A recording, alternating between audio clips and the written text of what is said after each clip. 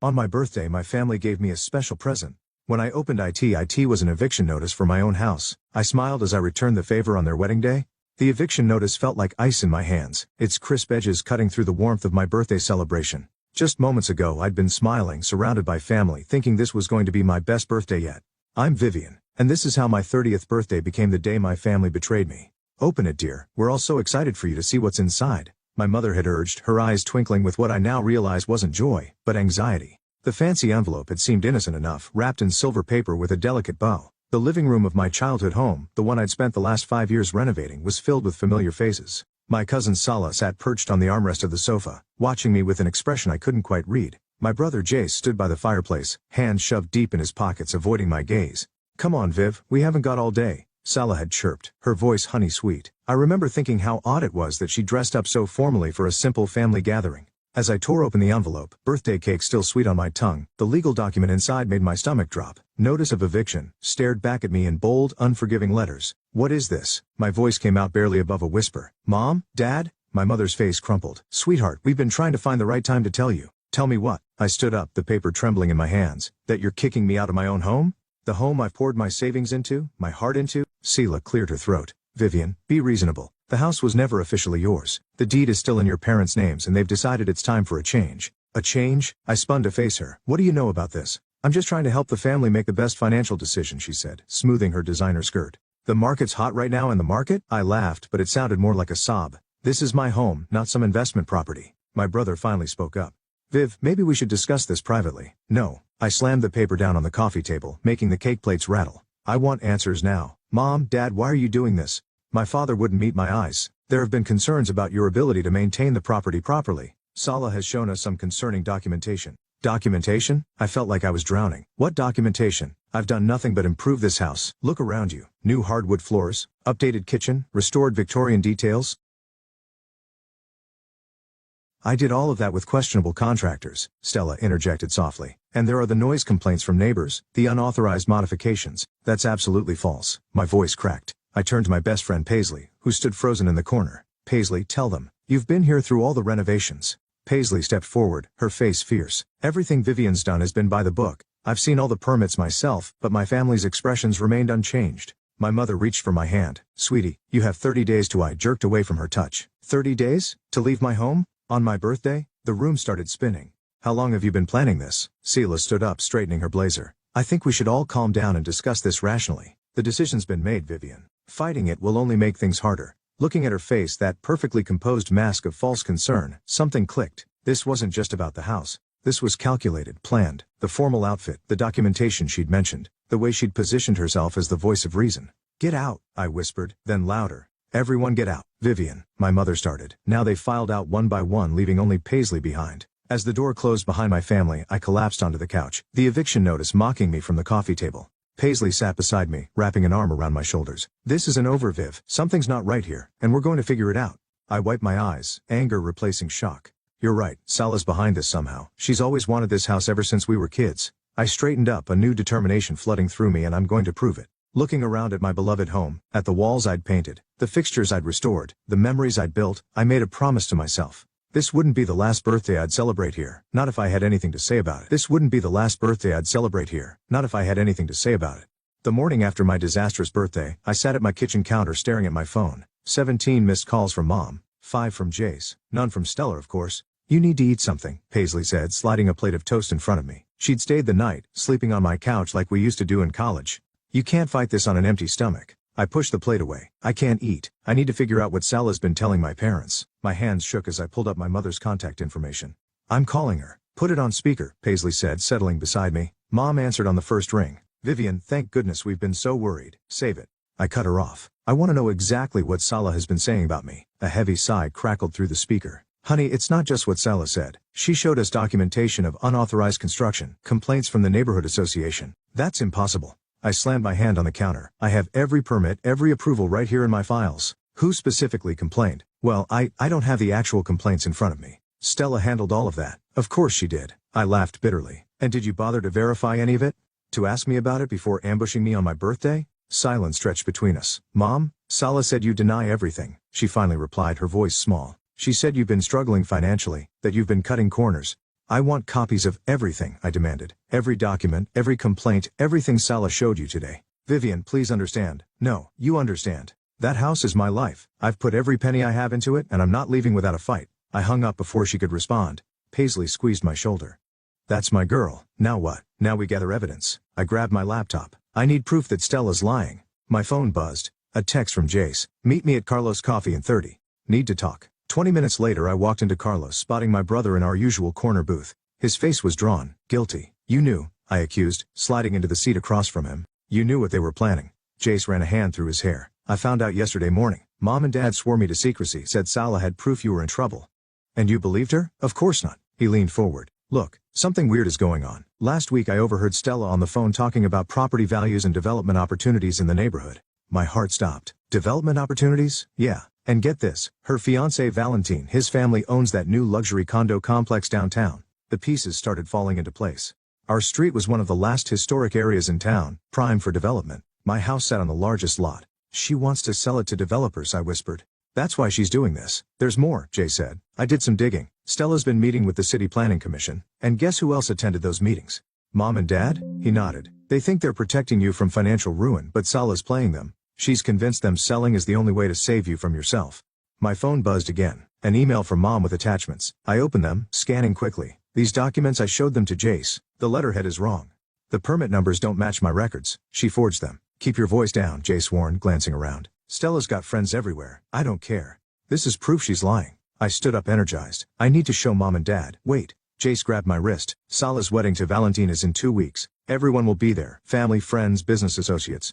If you're going to expose her, that's your chance to do it properly. I sank back into my seat, mind racing. 2 weeks to gather evidence, to prove she's trying to steal my home for her fiancé's development company. I'll help, Jay said firmly. So will Paisley, but we have to be smart about this. I nodded, determination replacing despair. Selah thinks she's won, that I'll just roll over and accept this, but she has no idea what I'm capable of. Walking home, I called Paisley. Hey, remember that friend of yours who works at the city planning office? We need to talk to her. Now, the game was on and this time I was playing to win. The planning office smelled like stale coffee and printer ink. Paisley's friend Amanda pulled another file from the cabinet, adding it to the growing stack on her desk. These are all the development proposals for your neighborhood from the past 6 months, she said, keeping her voice low despite the empty office, including 3 from Valrum Development Group, Valentine's company. I muttered, flipping through the pages. My hands froze on a familiar sketch. This is my house. Paisley leaned over my shoulder. Look at the date. This was filed 2 months ago. Before the eviction notice, I said, anger building. Before any of this started, Amanda glanced nervously at the door. There's something else? These signatures here? She pointed to the bottom of the document. Your parents' names, authorizing the preliminary survey. My stomach lurched. They've been planning this for months. Viv Paisley grabbed my arm, pointing to another name. Look who notarized it. The name jumped off the page. Marcus Quinn, Salah's father. That sneaky little. I stopped as footsteps echoed in the hallway. Amanda quickly gathered the files, shoving them back into the cabinet. I've got copies at my desk, she whispered. I'll email them to you tonight. We barely made it out before someone entered the office. In the parking lot, I leaned against my car, trying to steady my breathing. We need to talk to Valentin, Paisley said. Maybe he doesn't know what Salah is doing. He has to know. His company filed the proposals. My phone rang. Jace, sis, you need to get to Mom and Dad's. Now, what's wrong? Salah's here with some contractor talking about renovation plans. They're acting like they already own the place. I was already in my car. I'm coming. 15 minutes later I stormed through my parents' front door. Salah's voice drifted from the kitchen, smooth as honey. The whole street will benefit from the modernization. Property values will soar over my dead body, I announced, making them all jump. Selah recovered first, her smile never wavering. Vivian, we were just discussing the neighborhood's future. You mean your future? Your fiancé's future. I slapped the development proposals on the kitchen table. When were you going to tell everyone about Valrum's plans? My mother's face paled. What is she talking about, Stella? Don't listen to her, Stella said quickly. She's just upset about the eviction. Show them, I demanded. Show them the real reason you want my house. The contractor cleared his throat awkwardly. I should go. Stay, Stella commanded. Vivian's just causing drama as usual. Always so emotional about everything. Emotional? I laughed. You forged documents. You lied to my parents. You're trying to steal my home for your fiancé's development project. That's enough, my father shouted. Salah's been nothing but helpful. Helpful? I grabbed the proposals, throwing them in front of him. Look at the dates. Look at the signatures. She's been planning this for months. My mother picked up the papers with trembling hands. These aren't the documents you showed us, Stella. Because they're fake, Stella snapped. Vivian's desperate. She'll say anything. I have copies from the city planning office, I cut in. Official copies. Want to see them? For the first time, Salah's composure cracked. You went through official records and I found everything. The fake complaints, the forged permits, the development plans, it's all there. The contractor stood up. Miss Shelton, if there's some kind of legal issue, there's no issue, she said through gritted teeth. Everything's fine. My phone buzzed. An email from Amanda with the promised documents. I held up my phone triumphantly. Want to see the proof? It's right here. Sayla's face hardened. You have no idea what you're doing, Vivian. No idea who you're dealing with. No, you have no idea who you're dealing with. I turned to my parents. Check your emails. I'm sending you everything. Every lie, every manipulation, every secret meeting with Valram Development. Sela? My mother's voice was small. Is this true? But Sela was already heading for the door, the contractor trailing behind her. At the threshold she turned back. This isn't over, Vivian. Not by a long shot. After she left, silence filled the kitchen. My father stared at the documents, his face ashen. We should have asked you. He finally said, should have verified. Yes, you should have. I gathered the papers, but now you know the truth. The question is, what are you going to do about it? I left them there surrounded by evidence of their own misplaced trust. In my car I called Paisley. Phase 1 complete, I said. Now we go after Valentine. Finding Valentine proved easier than I expected. He was at his usual lunch spot, a trendy cafe downtown with his sister Leah. I smoothed my blazer and approached their table, Paisley close behind me. Mind if we join you? I asked, not waiting for an answer before sliding into the empty chair. Valentine's fork clattered against his plate. Vivian, what are you doing here? Funny story. I was just at the city planning office looking at some very interesting documents about my house. Leah's eyes narrowed. Your house? The Victorian that Sala mentioned? The same one your brother's company plans to demolish, I said, watching Valentine's face carefully. Demolish? Leah turned to her brother. Val, what is she talking about? Valentine dabbed his mouth with a napkin. This isn't the place. It's exactly the place, I interrupted, pulling out the development proposals. Your company filed these 2 months ago before the eviction notice, before all of Sala's lies. Leah snatched the papers, her face darkening as she read. You're planning to tear down the entire street, replace it with condos? It's a sound business decision, Valentine defended. The neighborhood's undervalued. It's my home, I cut in, and Stella's been manipulating my family to get it. She said your parents were willing sellers, Valentine said, but I caught the uncertainty in his voice. Paisley leaned forward. They were willing because Stella showed them forged documents claiming Vivian was mismanaging the property. She lied to everyone. Leah pushed her plate away, disgust evident. Is this why you're rushing the wedding, to close this deal? The timing is convenient, he admitted. Convenient? I laughed bitterly. You're destroying people's homes, their histories. Progress requires sacrifice, Valentine started, but Leah cut him off. No, this requires deception, and I won't be part of it. She stood up, gathering her things. Count me out of the wedding party. Leah, wait, Valentine called after his sister, but she was already storming out. I smiled sweetly. Trouble in paradise? You have no right to interfere in my business dealings, he hissed, and you have no right to my house. I stood up. By the way, I've sent copies of everything to the City Ethics Board. They're very interested in how Valram obtained those preliminary approvals. The color drained from his face. You're bluffing. Try me. I dropped a business card on the table. That's my lawyer's number. Use it. Outside, Leah was waiting by my car. I want to help. Why should I trust you? Because I've watched Stella manipulate my brother for months. Because I've seen the way she operates. Leah's eyes flashed. And because I have access to Valram's internal files. Paisley grabbed my arm. Viv, this could be huge. What's in it for you? I asked Leah. Justice and the satisfaction of watching Sela's perfect plan implode. She pulled out her phone. Starting with these emails between her and my brother dating back 6 months, I scanned the messages, my heart racing. There it was. Explicit discussion of their scheme to pressure my parents, to force the sale, to fast-track the development. This is exactly what we need, Paisley breathed. There's more, Leah said. Board meetings, private conversations, financial arrangements. I can get you everything. My phone buzzed. A text from Jace. Mom and Dad want to talk. They've seen the evidence. Looks like the tide is turning, I told Leah, but we need to move fast. The wedding's in 10 days. Perfect timing for everything to fall apart. She smiled grimly. I'll send you what I have tonight. As Leah walked away, Paisley turned to me. Are you sure about this? Using her? She's using us too, I pointed out. But right now, we want the same thing. My phone buzzed again, an unknown number. The message made my blood run cold. Back off now or you'll regret it. Some things are worth more than a house. Hess, Paisley read over my shoulder. She's threatening you. She's desperate, I corrected, saving the message as evidence. And desperate people make mistakes. I headed toward my car, determination fueling every step. Let's go see my parents. It's time to show them exactly who they've been protecting. The pieces were falling into place faster than I'd hoped. But Sala's threat lingered in my mind, a warning that this fight was far from over, and something told me the worst was yet to come. I woke to the sound of breaking glass. Jumping out of bed, I rushed downstairs to find my front window shattered, a brick lying among the shards. A note was wrapped around it. Final warning. My hands shook as I called the police. While waiting, I texted Paisley and Jace. They arrived before the officers did. This has gone too far, Jace said, examining the brick. You need to be careful, Viv. I'm not backing down now. I handed the note to the police officer who was taking my statement. This is connected to a larger situation. I have documentation. Just file a restraining order, the officer suggested, looking bored. Not much we can do without proof of who threw it. After they left, Paisley helped me board up the window. At least we have Leah's evidence now. Those emails she sent last night are devastating. Speaking of which, I checked my phone. 3 missed calls from my mother.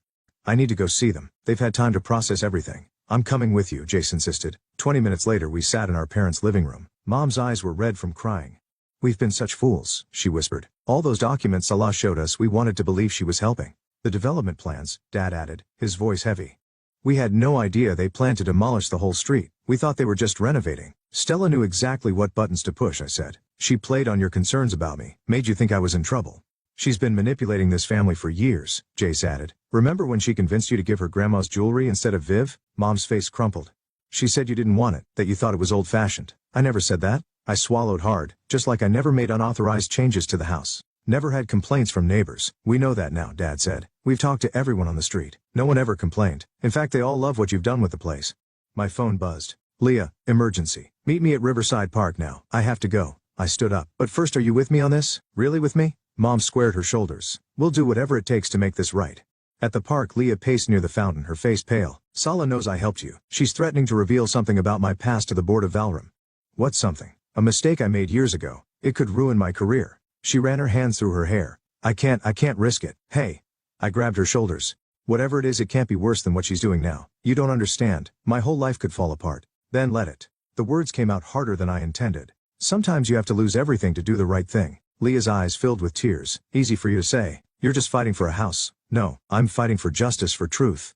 For every person Stella has ever manipulated or hurt. I softened my tone, including you. She wiped her eyes. There's something else. I overheard Valentine on the phone.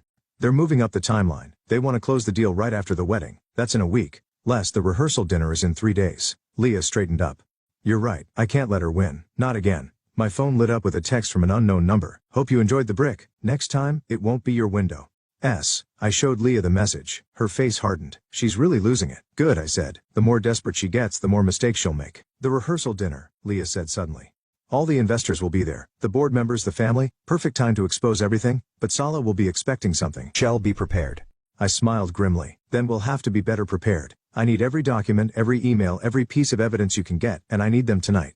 Leah nodded. I'll have them to you in 2 hours. As she walked away, my phone buzzed again. This time it was Paisley. Your mom just called. Salah's at their house. She's crying, saying you're trying to ruin her life. Your parents aren't buying it, but she's putting on quite a show. I texted back. Let her perform. In 3 days, she'll have a real reason to cry. The stakes were higher now, the threats more serious. But with each desperate move Salah made, she only proved how close we were to bringing her down. The countdown to the rehearsal dinner had begun.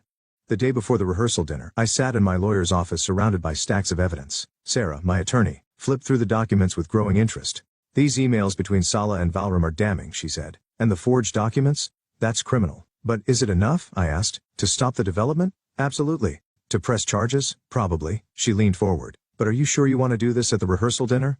It's perfect timing. All the investors will be there, plus the entire family. My phone buzzed. Another threat from Stella. Last chance to back down. Remember, I know about Miami. Sarah caught my expression. What's wrong? She's trying to blackmail me now. I showed her the text. But the Miami thing, it's nothing. Just a spring break mistake from college that she thinks she can use against me. Document everything, Sarah advised, handing me a USB drive. I've organized all the evidence here, including the police report about the brick. Are you sure you don't want private security? I'll be fine. Jason Paisley will be with me tomorrow night. Outside the office I found Leah waiting in her car. Get in. There's something you need to see. She drove us to Valram's office building, parking in the underground garage. Valentine and Stella are in a board meeting upstairs, but look at this. She pulled out her tablet showing me security footage from earlier that day. Salah was arguing with someone in the garage, her father. Turn up the volume, I said. I can't keep covering for you, her father was saying. The notary stamps, the forged documents, it's too much risk. Daddy, please, just one more day. After the rehearsal dinner, it won't matter anymore. What's happening after the rehearsal dinner? I asked Leah. I don't know, but they've booked a private room at the restaurant. Invitation only after the main event. My phone rang. Paisley. Viv, you need to get home now. Someone's been in your house. I broke every speed limit getting back. Paisley and Jace were waiting outside. Inside, my breath caught. Every renovation I'd done, every wall I'd painted, every fixture I'd restored had been photographed and marked with bright red X's. They're documenting everything they plan to destroy, Jace said quietly. Paisley picked up a business card left on the counter. Look who's handling the demolition. The company name made my blood boil. It belonged to Salah's uncle. They're keeping it all in the family, I said bitterly. How did they even get in? Your mom called, Jace said. Stella asked to borrow her spare key this morning, said she needed to measure for wedding decorations. And Mom gave it to her? No, but when she refused, Stella broke down crying, saying you were trying to ruin her special day. Mom felt guilty and admitted where she keeps the spare. I sank onto the stairs looking at the red X's everywhere. This was my grandmother's house. I learned to walk on these floors, had my first kiss in that bay window. And you're not going to lose it, Paisley said firmly. Tomorrow night we end this. My phone buzzed with a text from Leah. Emergency. Salah's changed the seating arrangements. You're not invited to the private meeting anymore. Doesn't matter, I texted back. We'll do it during the main dinner. More witnesses that way. I spent the rest of the day with Sarah finalizing our strategy. By nightfall, everything was ready. Lying in bed that night, I heard footsteps on my porch. Grabbing my phone to call the police, I crept to the window. But it was just my mother, leaving something by the door. I opened it to find a small package with a note. Your grandmother wanted you to have this. I should have given it to you years ago. Love, Mom. Inside was my grandmother's antique locket, the one Stella had claimed I didn't want. Opening it, I found a tiny photograph of my grandmother standing proudly in front of the house, the day she bought it. My phone lit up with one final threat from Stella. Hope you're ready for tomorrow because I am. I touched the locket, then looked at the red X's marking my walls. Bring it on, I whispered. Tomorrow everything would change. Either I'd save my home and expose Salah's schemes, or I'd lose everything I'd fought for. But looking at my grandmother's proud smile in that old photograph, I knew one thing for certain. I wasn't going down without a fight. The rehearsal dinner couldn't come soon enough. The rehearsal dinner buzzed with nervous energy. Salah held court at the main table, resplendent in white, while Valentine worked the room, charming investors. I sat between Paisley and Jace, my grandmother's locket cool against my skin, waiting for the right moment. Look who just arrived, Paisley whispered. Sarah, my lawyer, walked in with Leah, right on schedule. Stella's smile flickered for just a moment before she recovered, rising to greet them. Leah, darling, I was worried you wouldn't make it after our disagreement. Wouldn't miss it, Leah said coldly, then turned to the assembled guests. Have you met Sarah? She's a fascinating person, specializes in real estate fraud. The room quieted slightly. Valentin appeared at Salah's side, his hand tight on her arm. Perhaps we should start the toasts, he suggested. Wonderful idea. I stood up, raising my glass. I'd like to go first. Salah's face drained of color. That's not on the program. Oh, but I insist. I moved to the center of the room. After all, what kind of cousin would I be if I didn't congratulate you on your achievements? The room fell silent, all eyes on me. Vivian, my mother warned softly. It's okay, Mom. I'm just going to share some interesting documents with everyone. I nodded to Sarah, who began distributing folders to the investors. Consider it my wedding gift. Security, Stella called out, but Leah was already blocking the door. Let's start with these emails, I continued, my voice carrying across the stunned room. Detailed plans to forge documents, manipulate my family, and steal my home for Valoram's development project. Valentin stepped forward. These are private business matters. Fraud is never private, Sarah interjected. Neither is forgery, which brings us to Exhibit B, the falsified complaints and permits complete with unauthorized notary stamps from Salah's father. Salah's father stood up, face red. Now wait just a minute. The ethics board is very interested in your involvement, Sarah added smoothly. They'll be in touch. You're ruining everything, Salah shrieked, lunging for the folders. But Jace was faster, already passing copies to the board members. Like you tried to ruin my life? I asked. The threats? The brick through my window? The break-in? Gasps rippled through the crowd. Valentin's sister stood up. The police have been notified, she announced, about everything. Val, do something, Salah pleaded. But Valentine was busy reading the documents, his face growing darker with each page. You told me her family agreed to Sal, that everything was legal. It was just business, Salah protested. A simple property acquisition. Simple? I pulled out my phone, playing the security footage Leah had given me. Salah's voice filled the room. After the rehearsal dinner, it won't matter anymore. What were you planning? Valentin demanded. What happens after dinner? Stella's silence was damning. Her father broke it. The demolition crew is scheduled for midnight, he admitted. We thought if the house was already down, you were going to destroy my home. Tonight? My voice cracked. While everyone was celebrating your wedding, the room erupted in chaos. Investors stormed out. Board members huddled in corners. Family members argued loudly. Through it all, Salah stood frozen, her perfect world crumbling. The development deal is off, Valentin announced, and so is the wedding. But the deposits, the contracts, Salah's voice was small, are void due to fraud, Sarah supplied helpfully, as is the eviction notice. My mother approached Stella slowly. How could you do this? To family? Because she never cared about family, I said quietly. Only power, control, getting what she wants no matter who she hurts. Stella's composure finally broke. You think you've won? You've ruined everything I worked for. No, I touched my grandmother's locket. You did that yourself. Every lie, every scheme, every betrayal, that was all you. The police arrived then, asking questions, taking statements. I watched as Salah's carefully constructed facade crumbled completely. The house is yours, my father said, hugging me tight. It always was. We forgot what family really means. Later, standing outside the restaurant, Paisley squeezed my hand. How does it feel? I looked at the night sky, thinking of my grandmother's photograph. Like justice, like home. My phone buzzed one last time. A message from Leah. Board meeting tomorrow. Val Rams pulling out of all neighborhood developments. You did it. Justice indeed. But watching Selah being escorted to a police car, mascara streaking her cheeks, I felt no joy in her destruction. Only relief that my home, my family's legacy was safe at last. The morning sun streamed through my newly repaired window as I sipped coffee on my front porch. The newspaper headline caught my eye. Valram Development faces investigation. CEO steps down. Below it a smaller headline. Local woman charged with fraud, criminal conspiracy. My phone rang. Leah, have you seen the news? Just reading it now. How are you holding up? Better than expected. The board appointed me interim CEO. Turns out exposing corruption has its perks. A car pulled into my driveway. My parents. Mom carried a large box while Dad lugged what looked like photo albums. I'll call you back, I told Leah. Mom set the box down carefully.